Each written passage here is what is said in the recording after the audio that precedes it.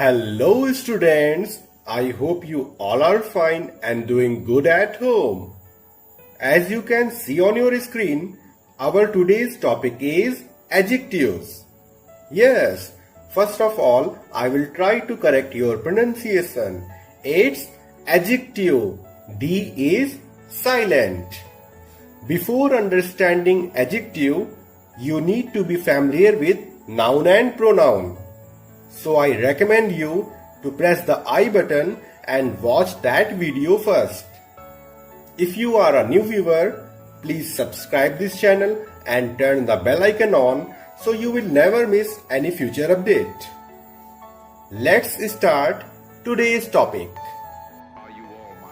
Now read these sentences along with me. Please bring me the round yellow box. The history books are on the third shelf. This ring has been in our family for generations. The words in bold are adjectives. We know that an adjective modifies a noun or pronoun.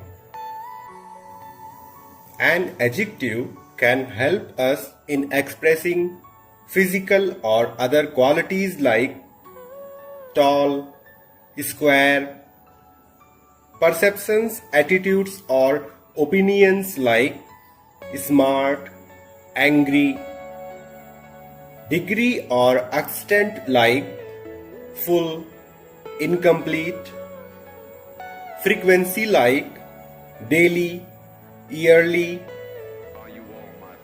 and location or place like rural, external. Now we will study about kinds of adjectives. First one is a descriptive adjective or adjective of quality. It describes the nature or characteristics of a person, animal or thing. For example, long, beautiful, ancient, and so on. Second one is a demonstrative adjective. It points to a particular person, animal, or thing. For example, this, that, these, and those. Third one is a possessive adjective. It shows that something belongs to someone. For example, my, your, our, his, her, its, and their. Fourth one is a quantitative adjective or adjective of quantity. It indicates the amount of a noun but do not indicate an exact number. For example, some, many, much, etc. Fifth one is a numeral adjective. It gives the number of a noun to show the place of a noun in a sequence. For example, 1, second, 12, and so on. Sixth one is an interrogative adjective. It asks a question about a noun. For example, what, which, whose, etc. Seventh is a distributive adjective. It describes specific members out of a group or singles out one or more individual items or people. For example, each, every, any, etc. Next is a proper adjective. It comes from a proper noun. For example, Chinese, Indian, Bengali, etc. The last one is emphasizing adjective. It is used to lay stress on the noun that comes after it. For example, vary, own, etc. Now we will discuss about the formation of adjectives. We can form adjectives from nouns. For example, accidental, dangerous, long, and starry. We can form adjectives from verbs. For example, enjoyable, helpful, obedient, and talkative.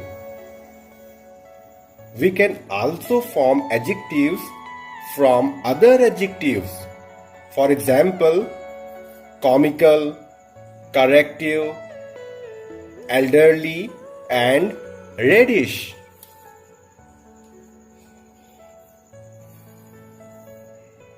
Let's discuss about participial adjectives.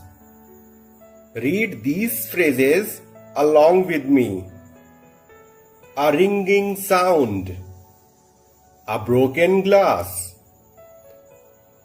Present participles and past participles can also do the work of adjectives. These are called participial adjectives. Don't be panic if you are not familiar about participles. If you are interested, then just comment below. I will prepare a separate video for that. The ing form of participial adjectives help us in describing what something is like or its effect on us. For example, an interesting film, an exciting match.